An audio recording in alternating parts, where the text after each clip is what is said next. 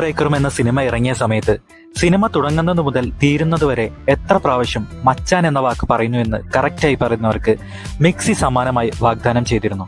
1995 my dear Kuttichathan release ചെയ്തപ്പോൾ ഓരോ ഷോയ്ക്കും counter foil നറുക്കെടുത്ത് ഒരാൾക്ക് വീതം കൂടെ സമ്മാനമായി നൽകിയിരുന്നു. ഫസ്റ്റ് ബെൽ എന്ന ചിത്രത്തിന് നോൺ ഷോ മാറ്റിനി ഷോകൾക്ക് ഓരോ സാരിയും, ഫസ്റ്റ് സെക്കൻഡ് ഷോകൾക്ക് ഓരോ വാച്ചും സമ്മാനമായി കൊടുത്തിട്ടുണ്ടായിരുന്നു. വെള്ളിത്തിര എന്ന പൃഥ്വിരാജ് ചിത്രത്തിന്റെ ടിക്കറ്റ് അയച്ചു കൊടുത്തതിൽ തിരഞ്ഞെടുത്ത ഒരാൾക്ക് ബൈക്ക് സമ്മാനമായി കൊടുത്തിരുന്നു.